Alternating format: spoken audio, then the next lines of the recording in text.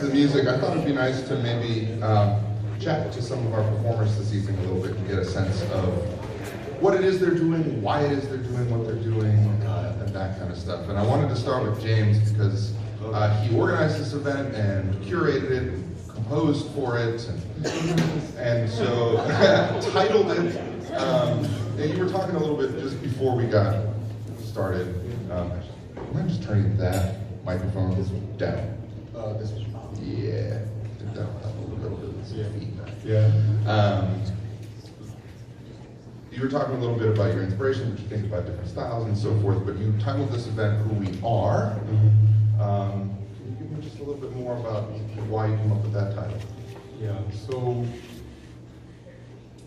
over the summer 2019, I did a series of gigs in California, in San Francisco. And one of them was for a museum called the Exploratorium. And it's a wonderful place for any kind of nerd.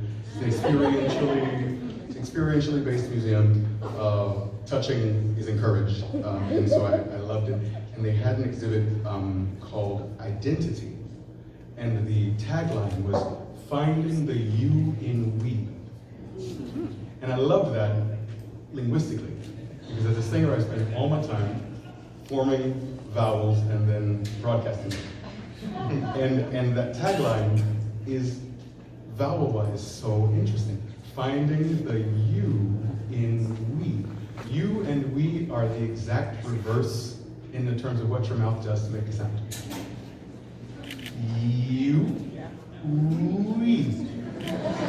Say it with me, you guys. You, we. And so I just thought, oh, this is a wonderful toy to play with. And it's such a great tagline. But as well, it made me start thinking, because the meaning of that tagline, they had all sorts of things, like they had an exhibit about the census. They had an exhibit about Henrietta Lacks's cells, the HeLa cells. They had all these exhibits that focused on finding the space, the place of the individual in the collective, and finding the collective in the individual. And so when it came time to title this program, I thought I would kind of crib a little bit off of it and have a vowel shape that was similar, and I came up with Who We Are. Because it has that idea of splitting out from many one. It was a kind of a nerdy vowel. You can picking up what I'm laying down. You guys are nerds. Did it have an impact on the music and the poetry that you wanted to include? Absolutely.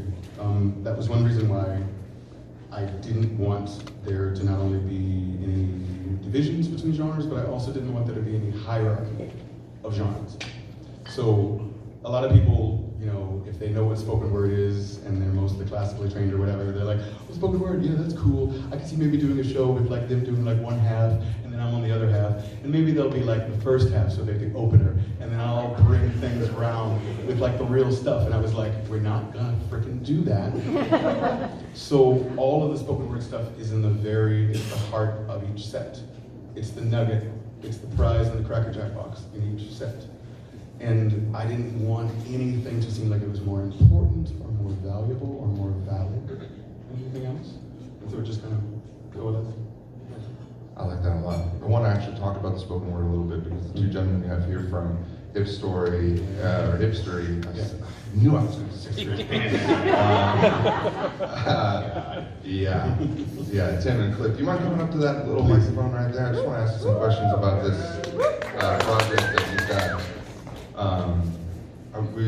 Tim and I were talking a second ago about how it started. Cliff, actually, you founded it. It's your baby, right? Yeah, I gave birth to it. 2018.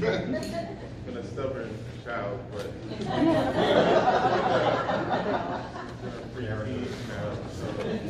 And what is it? So we're a digital media production company. Sorry. Get in that mic.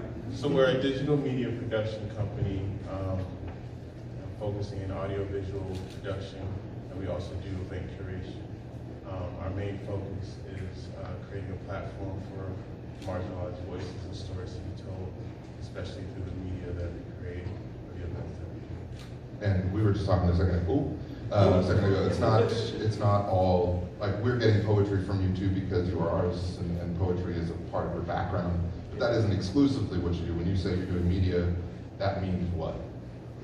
It means everything. It means everything from creating short films that we've had featured in film festivals across the world at this point, and also producing albums, anything from actual classical music and all the way through disco and funk and hip hop and soul.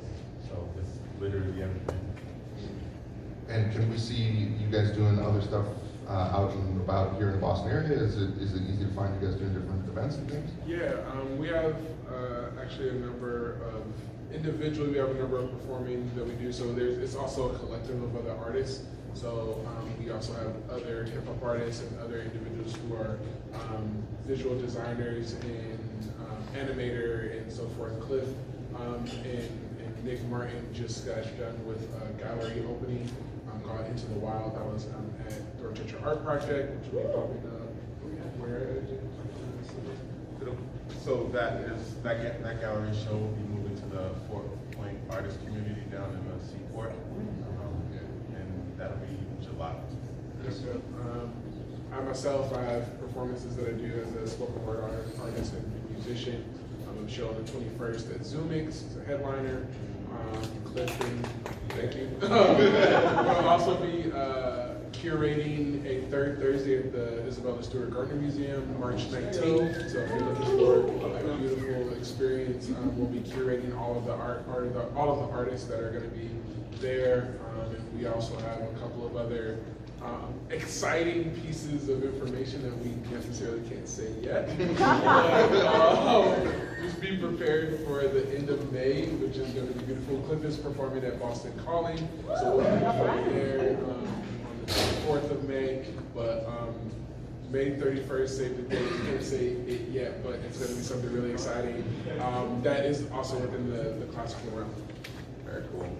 So we're going to hear from Tim in a moment with original piece. We're also going to hear from our fabulous countertenor over here, Reggie Mobley. But I think we're going to get back into it with James. He's going to come back in. Let's have a big round of applause.